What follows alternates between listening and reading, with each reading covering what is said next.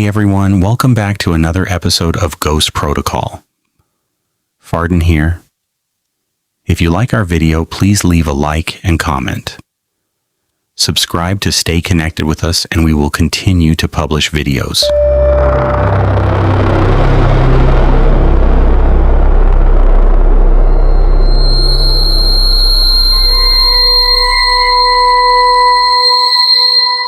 Welcome back everyone, I am Farden and I hope you are all doing well.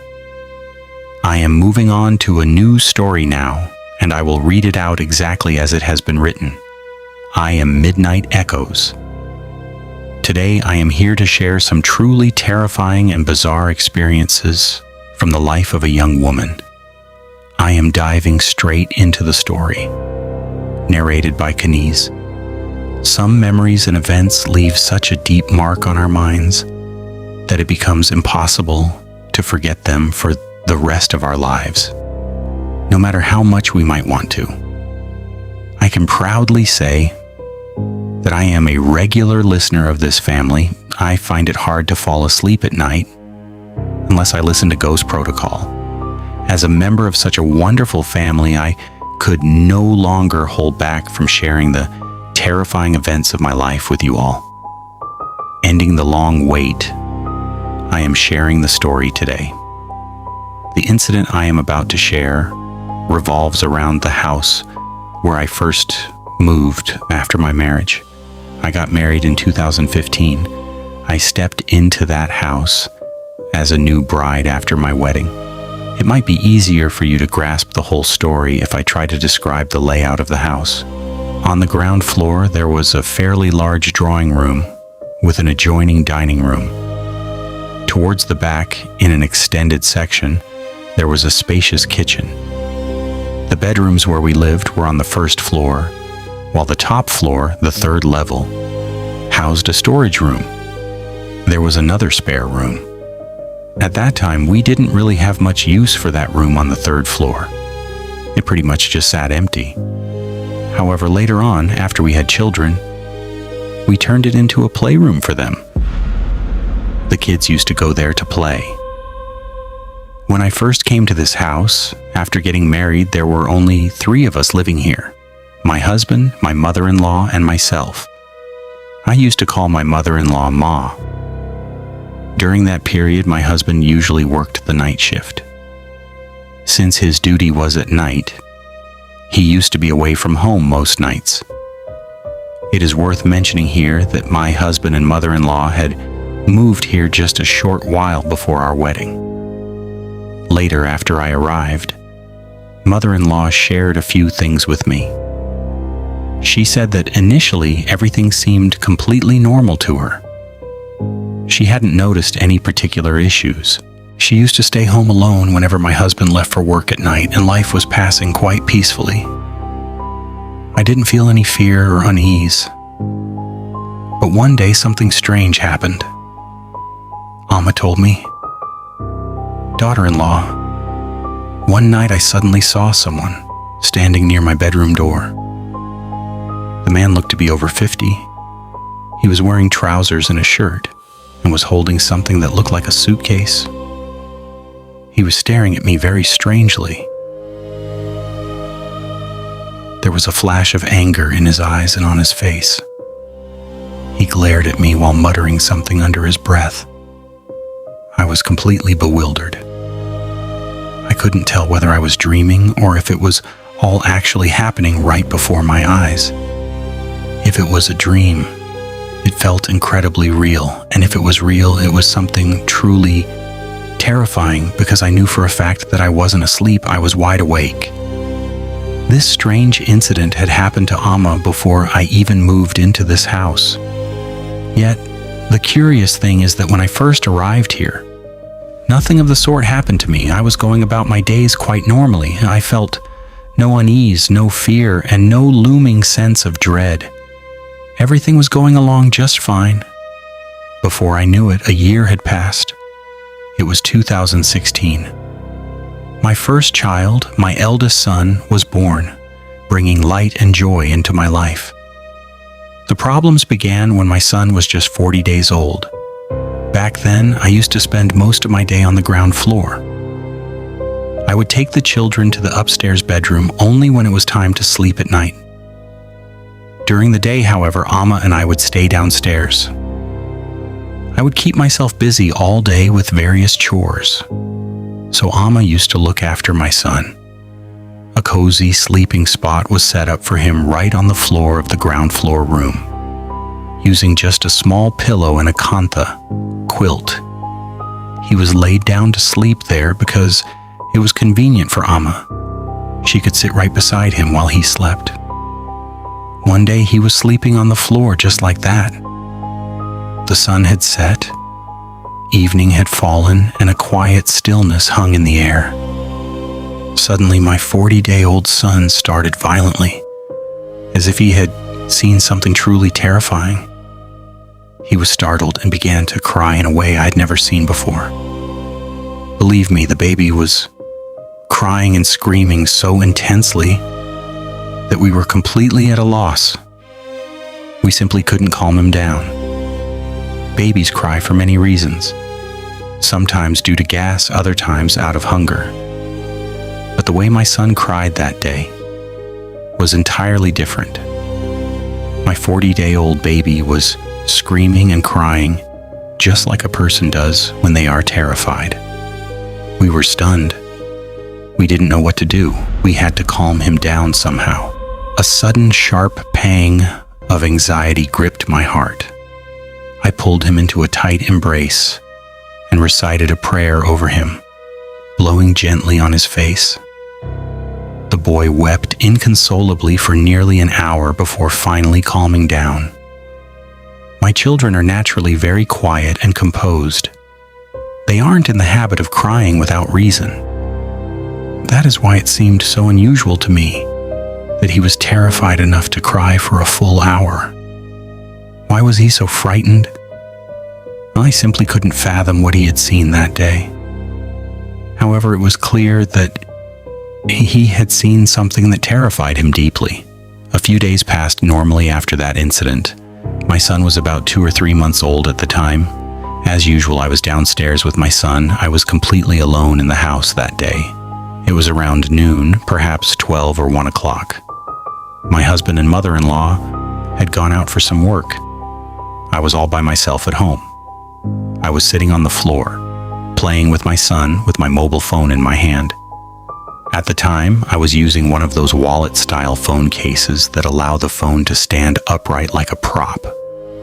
I had propped the phone up on the floor using the case and was talking to one of my aunts on Skype. While we were chatting, I suddenly realized I had something to do in the kitchen. I told her, "Auntie, please stay on the line. There's no need to hang up. I just have a quick task to finish in the kitchen. I'll be back in 5 or 6 minutes. Please don't disconnect." I go to the kitchen. After finishing up some chores there for 5 or 6 minutes, I return to the room. As soon as I sit back down in front of the phone, my aunt surprises me with a question from the other end of the Skype call. "Who was that boy?" I am taken aback. Who? Who are you talking about?" "You know, the boy who walked past your phone right after you left the room. Who was he?" "What are you talking about? I'm completely alone at home. My husband and mother-in-law are out." "Who came?" Aunt then said, with some emphasis. "Oh no, after you left, someone did come. Who was it?" Aunt knew perfectly well that my husband wasn't home at the time. And even if he had been, she would have recognized him instantly. Yet she was speaking of a stranger. While I smiled on the outside, my heart gave a sudden sickening jolt. My feet seemed rooted to the floor, and my throat went bone dry. Trying to act natural, I laughed and said, "Aunt, what are you talking about? I was all alone at home. There was no one else." Perhaps realizing I was alone, my aunt decided not to scare me any further. She changed the subject, saying, "Oh, I see. It was probably just my imagination. I must have seen something else. Anyway, never mind that. I asked. Auntie, tell me the truth. What did you actually see?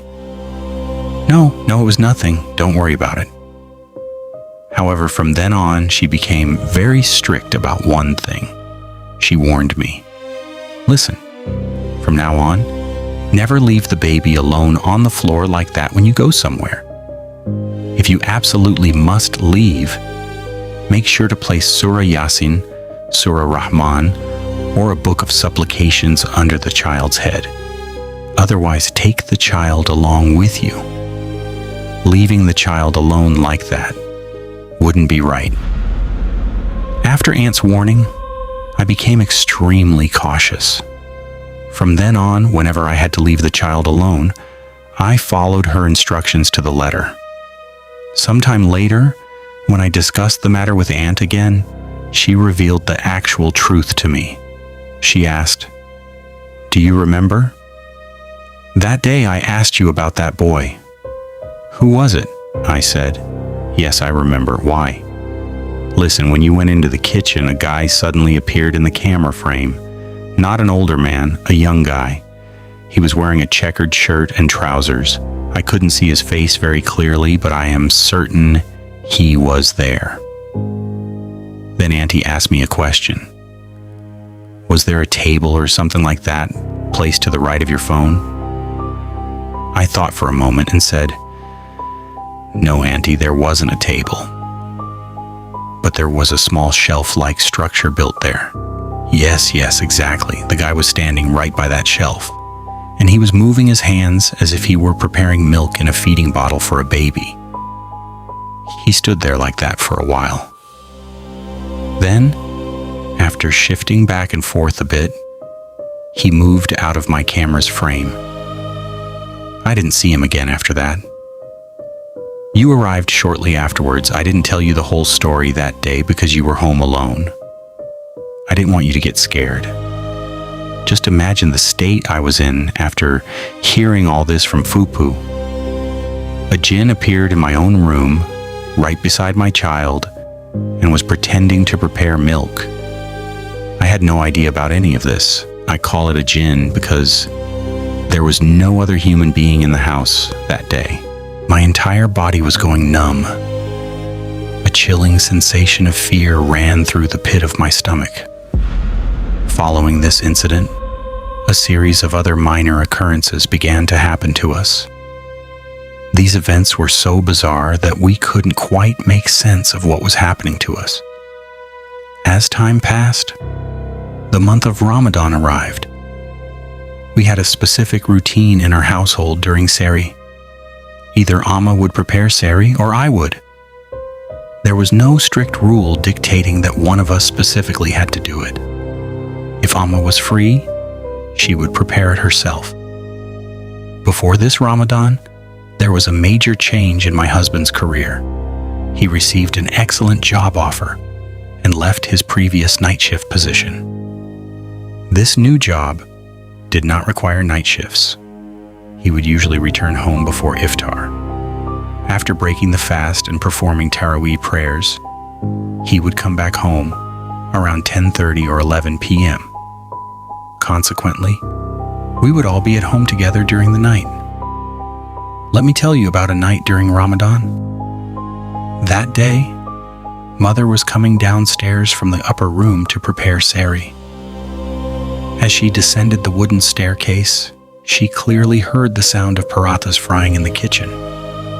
It wasn't just the sound, she could also smell the aroma of oil or ghee wafting through the air. Mother thought to herself, "Well, it seems my daughter-in-law has already gotten up and started making Sehri. There's no need for me to go to the kitchen now." Thinking this, Amma turned back from the stairs and returned to her room. She lay on the bed and waited, but time kept slipping by. The time for Sehri was nearly running out. Yet I wasn't coming to call her. A nagging doubt crossed Amma's mind. She wondered, "What is going on? It shouldn't take this long. Why hasn't my daughter-in-law called me yet?" With this thought, Amma got up and went back downstairs. she entered the kitchen. But upon entering, she was completely stunned. The kitchen was utterly empty. There was no one there. The stove was off, and the pots and pans were all back in their proper places. There wasn't a trace of any parathas having been fried. Amma was astonished. She had heard the sound of parathas frying with her own ears and smelled their aroma with her own nose. However, since the time for sari was running out, she didn't have the chance to dwell on it at that moment. She quickly prepared the meal. Amma began praying fervently, reciting Ayat al-Kursi, Surah An-Nas, and Surah Al-Falaq, whatever prayers came to mind. Yet, my daughter would not stop. Hearing the screaming and the sounds of a struggle, my husband rushed out of our room and I followed. We found Amma sitting on the floor, with my daughter clutching her throat. We were stunned. We rushed over and tried to pry her loose from Amma, but she possessed such immense strength that the two of us together couldn't easily restrain her.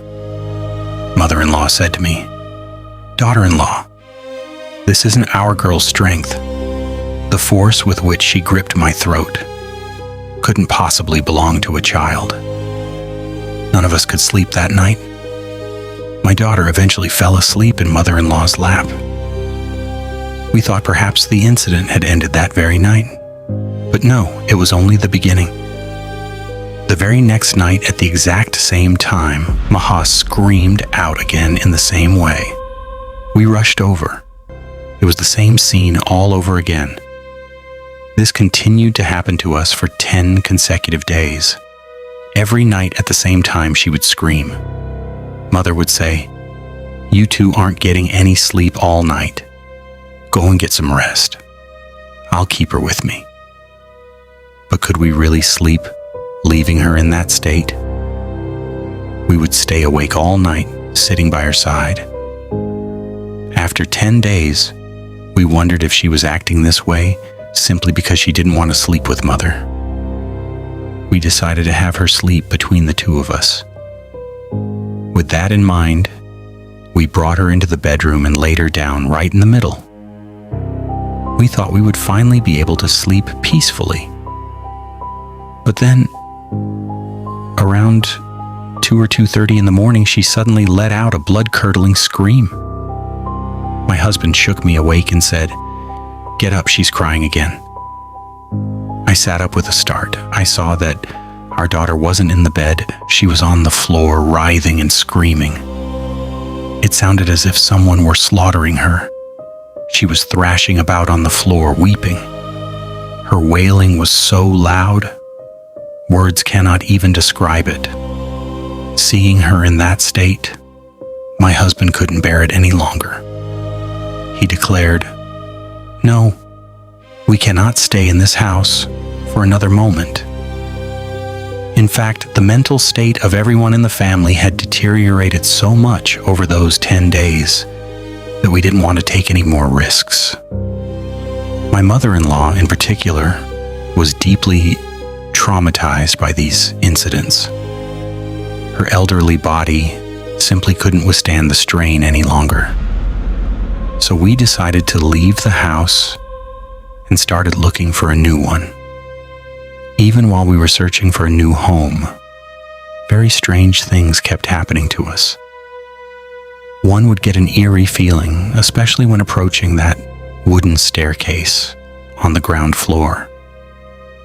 If, for some reason, my husband or I had to go to the kitchen at night to prepare milk for the children, we would be gripped by intense fear.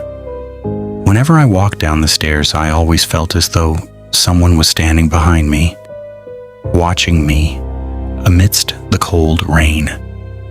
Terrified, I wouldn't look back. Instead, I would simply close my eyes and recite verses from the Quran. In my fear and haste to run away, I fell off those wooden stairs 3 times and got hurt. But the dread of that unseen shadow behind me was far greater than the pain, so I would just ignore the injury and keep running. One night I was standing in the kitchen, washing the dishes. My shadow was cast on the wall, directly in front of the sink as I washed the dishes. Suddenly I felt as though another shadow had come to stand right behind mine. My heart skipped a beat. My feet seemed rooted to the floor, and my throat went bone dry. I didn't dare turn my head to look. I simply stared at the shadow on the wall ahead. I could clearly see it growing larger, meaning that unseen presence behind me was slowly drawing closer. I didn't stay there a moment longer. I dropped the plate and bowl right there and ran out of the kitchen. All the way until I reached my room upstairs, I felt as though someone was chasing me. On another occasion, my husband returned home from work a bit early. After parking the car, he came straight inside the house.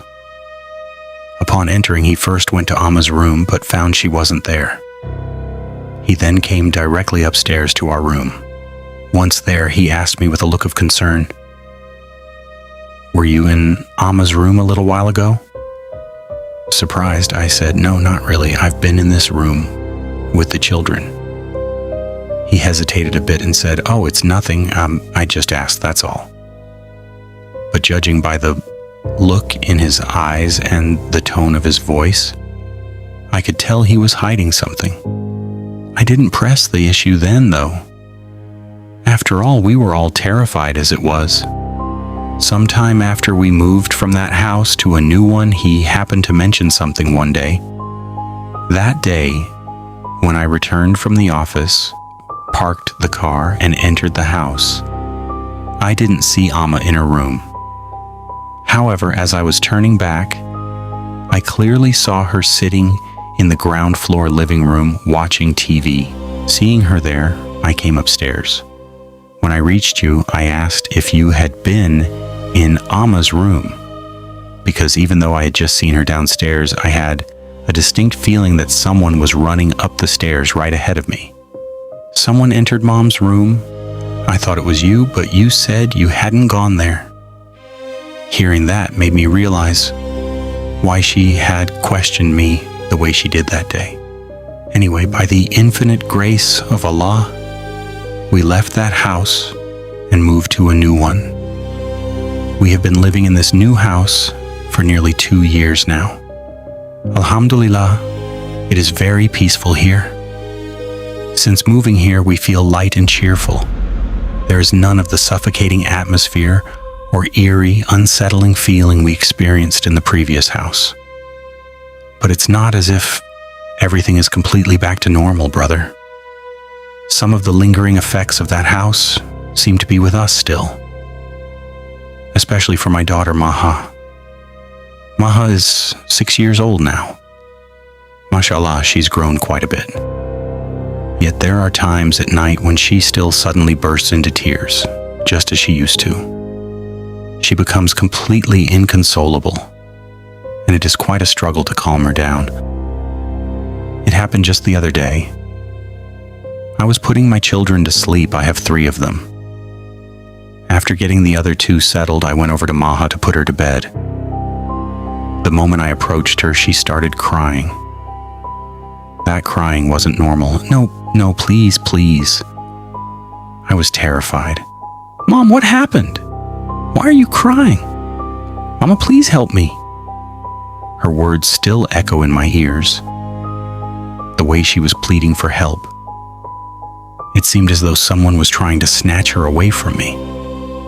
She was inching backward on the bed while sobbing, as if someone were grabbing her legs and pulling her back. I didn't hesitate for a second. I rushed over, pulled her into my lap, and held her tight against my chest. All the while, I kept reciting Ayatul Kursi. Gradually, she calmed down. I realized that the malevolent influence of the house we left behind has not yet lifted. I simply pray to Allah to protect my children and my family from all forms of evil forces. After all, we are only human. Our capabilities are limited, and without Allah's help, we are helpless. With these words, Apu concluded her story. I hope you all stay well and healthy. And yes, do stay tuned to Ghost Protocol. Sifat, there is just one thing I want to know. Why didn't they consult a religious figure after such a major incident occurred, or why are these things happening in this house? Is the problem with the house itself? Or are these events taking place for some other reason? Why wasn't this aspect investigated? I think you should gather some more information and let me know about this. After all, when such a significant event occurs, it is only natural for people to seek guidance from a pious person or someone knowledgeable in these matters. Perhaps he too did something similar, or attempted to, and I would like to have some clarity on that point. I would also like to know whether what was happening was related to the house or something else. If you know, please do let us know. We will be waiting. Thank you all so much for watching the story to the end. We will meet again with a new story. Until then, take care of yourselves and your families. Goodbye.